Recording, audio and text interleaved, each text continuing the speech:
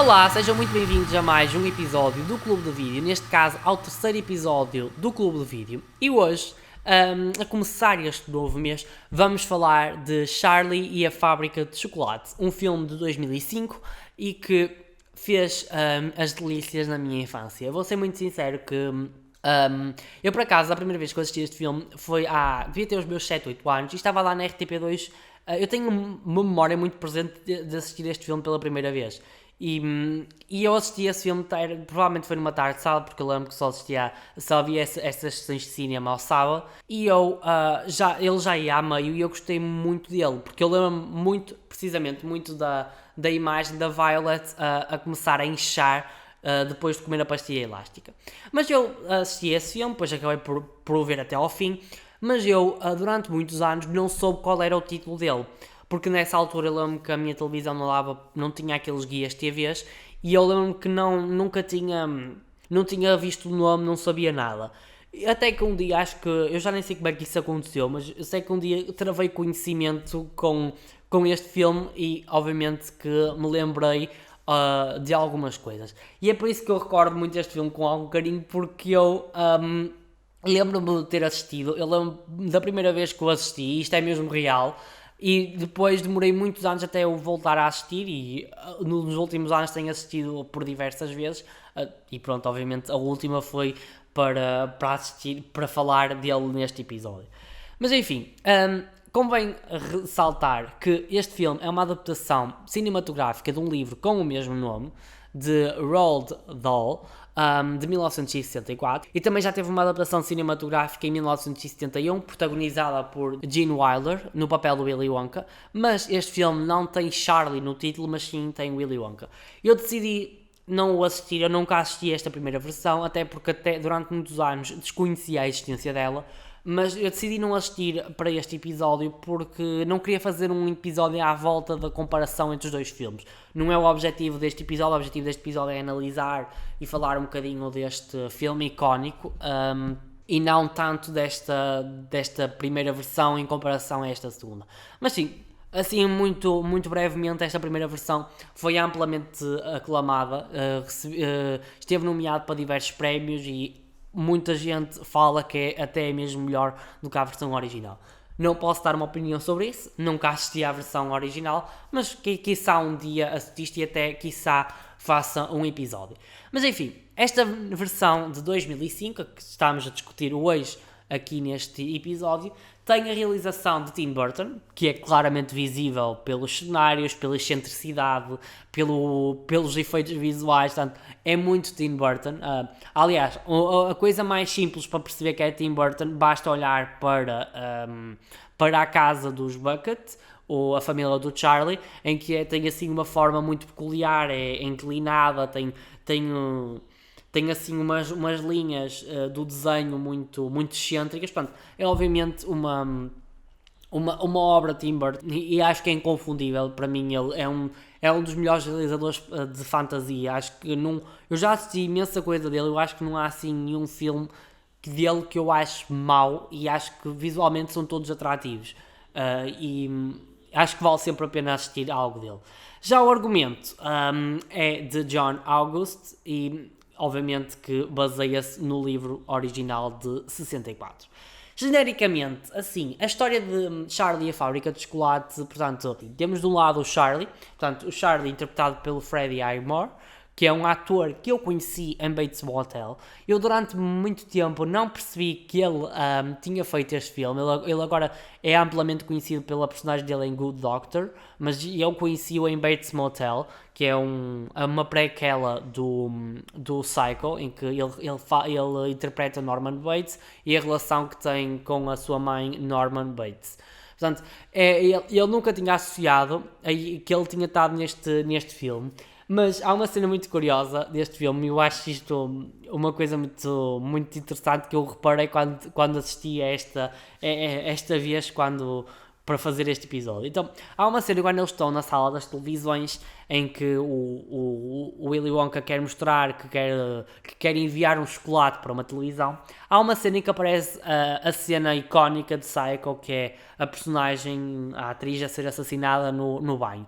E eu achei muito engraçado porque ele depois foi fazer o papel de Norman Bates para essa série. Achei assim, parece que foi um easter egg do realizador a pensar futuramente. Mas pronto, voltando àquilo que eu estava a dizer. Portanto, o Charlie é uma criança muito bondosa, eles vivem em bastante dificuldades. O pai trabalha numa fábrica de pasta dos dentes. Ele vive com a mãe, com o pai e também com os avós que estão acamados. Portanto, eles vivem com extremas dificuldades. E ele, o Charlie, sonha muito com a fábrica do Willy Wonka, a fábrica que é perto da casa dele. Ele sonha muito com essa fábrica. Tem, por exemplo, a construção de uma maquete, por exemplo, dessa fábrica. Tem, por exemplo, pósteres do logotipo em casa, no seu quarto. Portanto, ele é uma criança que gostava muito de algum dia entrar lá dentro e depois pede muitas vezes que o avô Joe conte algumas histórias quando ele trabalhava lá e, portanto, ele fantasia muito com isso. E depois do outro lado temos a personagem do Willy Wonka, que é o dono dessa fábrica, e essa fábrica está fechada há muitos anos, nunca mais ninguém entrou lá, porque segundo o avô Joe, alguém como espião entregou as receitas das coisas que se lá faziam, coisas bastante peculiares, como gelados que não derretem ao sol, essas coisas assim muito peculiares, entregou essas receitas secretas à concorrência, e então ele decidiu fechar a fábrica, e essa fábrica durante muitos anos não esteve aberta. Até que um dia é anunciado, um dia para o outro, que Willy Wonka iria abrir a fábrica para 5 crianças em todo o mundo que encontrassem o bilhete dourado numa das tablets. E então vão ser encontrados, 4 desses bilhetes vão ser encontrados por crianças extremamente odiosas. No caso, por exemplo, comecemos por citar então a Veruca, interpretada pela Julia Winter, que é uma criança que é filha de pais ricos. O pai faz tudo o que a filha quer, portanto ela é uma criança extremamente mimada, quer tudo. Por exemplo, quando ela acaba de receber o bilhete dourado, diz que quer um novo pônei. Depois temos a personagem do August, que vai ser o primeiro a encontrar, interpretado pelo ator Philip Wiegrads.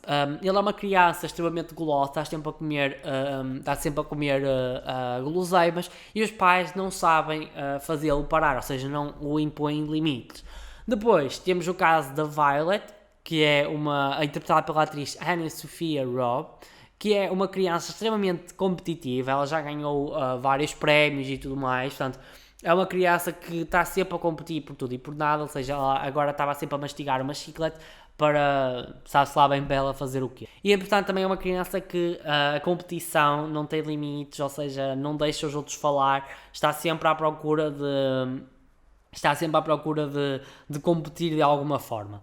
E depois temos a personagem do Mike, interpretado pelo ator John Fry, que é uma criança que está sempre nas tecnologias, joga muitos jogos de vídeo e tem assim um problema de violência. Ou seja, estas 4 crianças têm todos os seus defeitos, são crianças extremamente odiosas e obviamente que isto é não só para acentuar o caráter bondoso e humilde deste Charlie, ou seja, o Charlie é uma criança completamente diferente delas, não vê maldade, mas também vai ajudar o filme, ou seja, vai também fazer parte da componente do filme, porque a maneira como o Willy Wonka vai arranjar a maneira de os eliminar é enfrentar cada um deles com aquilo que eles mais apreciam, ou seja, aquilo que eles mais gostam. Ou seja, o próprio Charlie vai ser enfrentado com isso. Ou seja, temos o caso da Veruca, que é uma criança que quer tudo, e na cena em que ela acaba por ser eliminada da competição de visitar a fábrica, de ganhar o prémio, ou seja, essa visita à fábrica tem um prémio, e o que ela vai enfrentar vai ser esquilos esquilos inteligentes que tratam dos frutos secos da marca. E então ela vai ser enfrentada com isso e não vai resistir, ou seja, o pai não vai conseguir, o pai vai lhe dizer que não e ela vai, como uma criança mal comportada, vai entrar dentro do recinto e vai acabar dentro do caixote do lixo, porque os esquilos vão ver que ela é oca por dentro. Depois, no caso do August, vai ser logo o primeiro a ser, ele vai ser o primeiro a encontrar e vai ser o primeiro a ser eliminado. Este August é uma criança extremamente gulosa, ou seja, tem o pecado da gula. E quando eles estão naquela floresta em que tudo é comestível, ele vai começar a comer como se não houvesse amanhã e vai acabar dentro do lago de chocolate quente e vai acabar por ser evacuado para um lugar incerto dentro da fábrica. No caso da Violet, como é uma criança que não vê limites na sua competição, vai começar a mastigar uma pastilha elástica experimental que o Wonka tinha criado e vai acabar por inchar e ficar como um mirtilo. E depois temos o caso do Mike, que está sempre à procura das tecnologias e também ninguém lhe põe limites, ele vai acabar dentro de uma televisão e vai acabar em tamanho mini e vai acabar esticado pelos Oompa-Loompas. E no caso do Charlie, o que ele vai enfrentar vai ser um dilema que, quando ele ganha a fábrica, o Wonka vai impor-lhe um dilema moral, ou seja, ele ganhou a fábrica, mas tem que deixar de viver com a família. Ou seja, e obviamente o Charlie, como uma criança bondosa que é, não vai aceitar tal coisa. É muito interessante a forma como eles decidiram competir, ou seja, como esta competição levou cada um deles a enfrentar dilemas, não dilemas morais de certa forma. Eu acho que talvez o dilema mais moral talvez tenha sido o do Charlie, porque os outros é mais um dilema material, eles são extremamente materialistas, ao passo que o Charlie não era tão materialista e não queria saber tantas dessas coisas. Mas então o Charlie vai acabar por ser o vencedor, porque não só é o último a restar, mas também é aquele que vai demonstrar ter melhor caráter em relação a todos os outros. Obviamente que este filme tem que ter como referência a personagem do Willy Wonka, que é interpretado pelo Johnny Depp. Este Willy Wonka é uma personagem muito bem interpretada. O Johnny Depp normalmente sabe muito bem interpretar assim personagens mais excêntricas. E o Willy Wonka é uma personagem bastante complexa, porque ele tem esse lado excêntrico, esse lado muito, como é que eu ia dizer, comunicativo, que gosta de se mostrar, de certa forma gosta de se mostrar e receber bem as crianças. Eu não diria bem comunicativo, porque ele tem alguns problemas de comunicação com elas, mas ele é uma pessoa que gosta de se mostrar, é muito excêntrico, de certa forma. Eu acho que excêntrico é mesmo a melhor palavra e não comunicativo, porque ele tem assim alguns problemas de comunicação. Quando ele vai usar aqueles cartõezinhos para falar com as crianças. E ele depois tem esse lado excêntrico, mas depois tem esse lado mais recatado, que tem a ver com os seus problemas de infância, do pai ser extremamente rígido com ele, o pai acabar por ter fugido para um lugar incerto. Ou seja, ele tem esse lado mais problemático, que ele tenta esconder a todo custo e só vai revelar no fim. Mas sim, acho que o Willy Wonka é uma personagem muito bem interpretada, acho que é um gosto vê-lo, mete-nos piada, enche um ecrã. E depois também, obviamente, a personagem do Charlie também é muito bem interpretada. Eu acho que o Freddie Highmore já era um grande ator nessa altura, em criança, e ainda hoje o é. Eu sei que ele é muito aclamado pelo seu papel em The Good Doctor e não me surpreende, é um ator que eu aprecio muito, principalmente depois de ter assistido o Bates Motel. Eu acho que, pronto, fazendo assim um bocadinho à parte, mas o Bates Motel elevou-o muito como ator, porque o personagem de Norman Bates é uma das personagens mais complexas do cinema. É uma personagem, além de ser complexa, é uma personagem com um grande caráter histórico no cinema, e ele soube honrar muito bem essa personagem.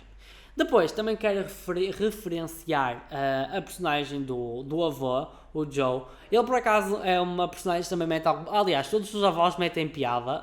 A avó Georgina também mete muita piada. Ela está assim um bocadinho senil, mas ela tem assim umas tiradas um bocado engraçadas e que ajudam sempre a aliviar um bocadinho a história. Mas este avô Joe já tinha trabalhado na fábrica, também uma personagem assim muito engraçada, principalmente quando ele descobre que o Charlie ganhou o bilhete dourado. O avô vai ser aquele que mais apoia nesta tentativa de comprar o bilhete. Ele vai lhe dar, por exemplo, uma vez dinheiro para que ele vá comprar e vai tentando sempre manter o ânimo ao Charlie. Ele queria muito visitar a fábrica porque já tinha trabalhado lá e tinha gostado muito de trabalhar lá e falava muito bem do Willy Wonka. Por fim, ainda das personagens, tem que referenciar, obviamente, os icónicos, e acho que é assim. Quem é que não gosta dos Oompa Loompas, não é? Os Oompa Loompas são talvez a coisa mais icónica deste filme. Eu acho que... Ai, juro, aquilo é tão... muita gente, eu por acaso estava a ler algumas críticas e há muita gente que não gosta dos momentos musicais dos Oompa Loompas. Eu acho aquilo extremamente bem feito. Eles são todos interpretados pelo ator Deep Roy e aquilo é tudo muito bem feito. Olha, eu acho-lhes imensa piada, porque aquilo, eles no fundo têm acho que eles são assim uma coisa muito engraçada. Eles fazem-me lembrar os Minions. Eles fazem-me muito lembrar os Minions. Eu acho que os Minions são inspirados nos Oompa Loompas porque eles são extremamente engraçados. Eu gostei muito quando o Willy Wonka contou a origem deles, de que eles tinham um grande... endeusavam as sementes de cacau. Depois gosto das várias versões deles. Por exemplo, há uma versão secretária dos Oompa Loompas e que é extremamente engraçada, pá. Eu acho os Oompa Loompas uma das coisas mais icónicas deste filme e super, super, super engraçado. Opa, eu gosto mesmo muito, muito, muito deles. Meu Deus, eu já disse que eu gosto muito deles, acho que vou dizer mais uma vez. Enfim, é assim, por acaso é mesmo das personagens que eu acho mais piada. Eu acho que os Oompa Loompas são uma coisa que... o facto de eles serem todos iguais ainda mete mais piada, ou seja, é uma coisa que eu achei muito bem feita. Eu não sei como é que conseguem ser eitas dos Oompa Loompas, não consigo mesmo. Mas enfim, assim, aquilo que eu gostei mais deste filme, ou seja, aqueles pontos mais positivos. Obviamente que uma coisa que tem que ser logo referenciada é que é assim, este filme tem 2 horas, tem quase 2 horas, não chega bem a 2 horas, mas é um filme que eu poucas vezes consigo dizer isto, mas é um filme que flui muito bem, ou seja, a história, não há ali momentos na história, talvez, eu daqui a um bocadinho vou referenciar isso, talvez os minutos finais pudessem ser melhores conseguidos, mas em geral a história é muito interessante, consegue sempre manter o ritmo, consegue sempre surpreender-nos de alguma forma, ou seja, acho que é um filme que flui muito bem, que 2 horas não parecem que são 2 horas, parece que são muito menos e que anda tudo muito, muito rápido. Eu acho que é uma das coisas que mais valorizo neste filme. E depois, a nível visual, temos que falar dos cenários. Eu adoro os cenários, quase todos os cenários da fábrica, especialmente aquele cenário gosto muito do cenário da sala das televisões, é muito bonito, é muito estético, gosto muito daquilo. Os cenários são muito bem conseguidos, são muito bonitos, são visualmente apelativos e isso também é uma coisa extremamente importante, principalmente num filme que eu acho que não acho que não, é mesmo um filme mais de fantasia. Acho que isso é extremamente importante porque ajuda-nos a emergir dentro da história, a querer estarmos dentro daqueles espaços. Ou seja, os efeitos visuais em geral, não só os cenários, estão muito... os cenários obviamente têm os seus efeitos visuais, mas a história também vive muito desses efeitos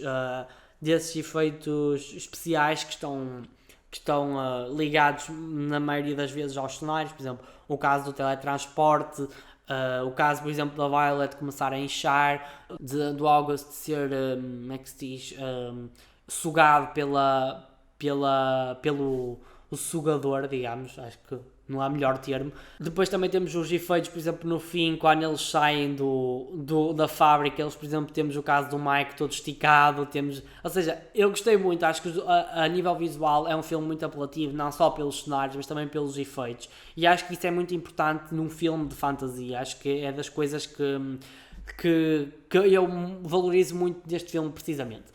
Mas eu queria falar desta questão dos efeitos visuais. Obviamente os efeitos visuais são extremamente bem conseguidos, e estão. Não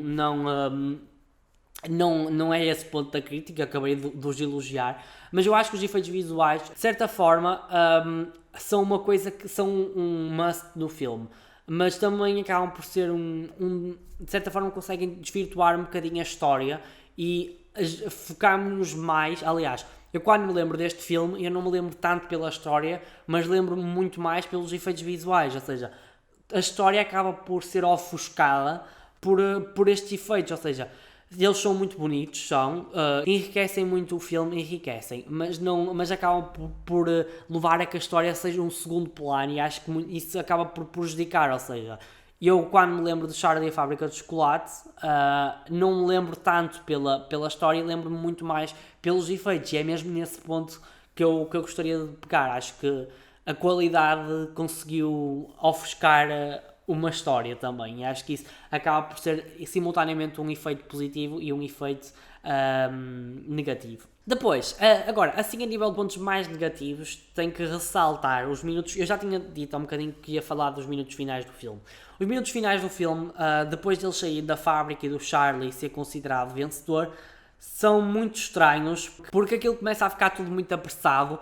Depois, tipo, aquela resolução do arco narrativo do Willy Wonka ter o problema com o pai e de fazer as pazes com ele, é tudo resolvido muito rapidamente, ou seja, do nada, tipo, já estão a resolver e vai encontrar o pai, ou seja, achei aquilo tudo muito, parece que há ali um corte na história, ou seja, até ao momento em que eles saem da fábrica, o filme parece muito dinâmico, é um filme bastante interessante.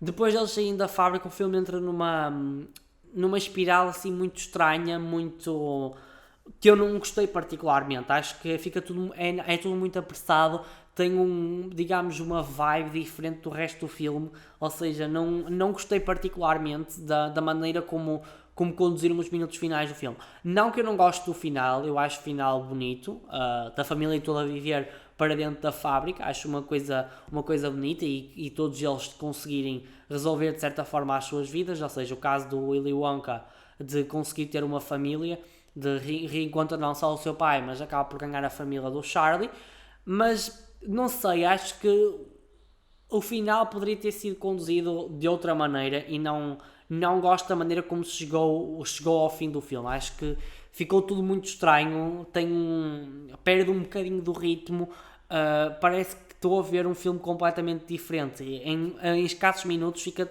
tudo muito estranho. Mas enfim, apesar dos minutos finais não serem tão bons como eu gostaria que tivessem sido, obviamente que Charlie e a Fábrica de Chocolate é um filme que eu recomendo totalmente assistirem.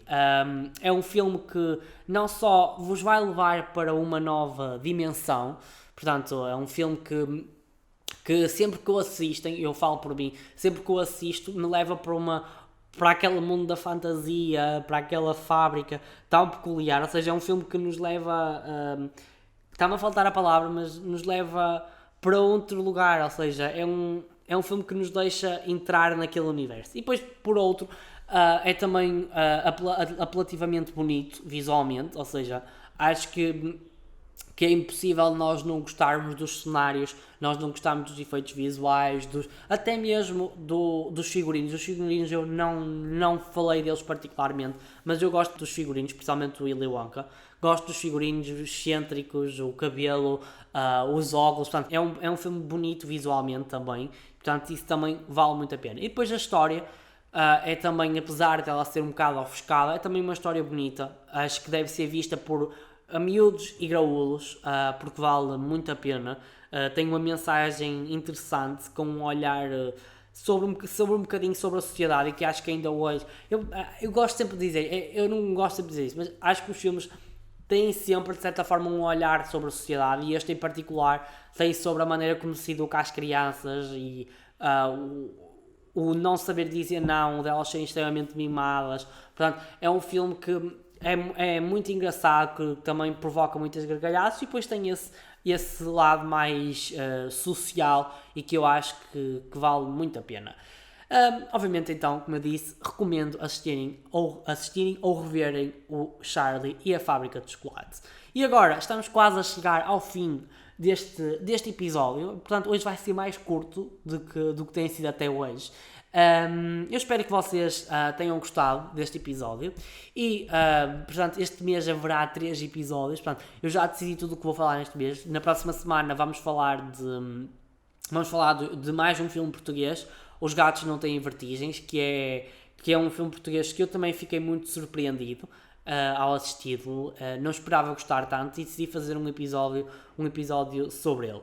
E depois, lá para o final do mês, no próximo episódio, anuncio a estreia que vai existir neste podcast e vai ser muito interessante porque vou falar de um dos produtos que eu mais gostei de assistir nos últimos tempos. Portanto, eu desejo-vos um ótimo mês, não é? Portanto, daqui vejo-vos daqui a 2 semanas, mas desejo-vos um ótimo mês, que julho vos corra muito bem. Portanto, dentro de 2 semanas há novo episódio com Os Gatos Não Têm Vertigens. Portanto, desejo-vos uma boa quinzena e até ao próximo episódio.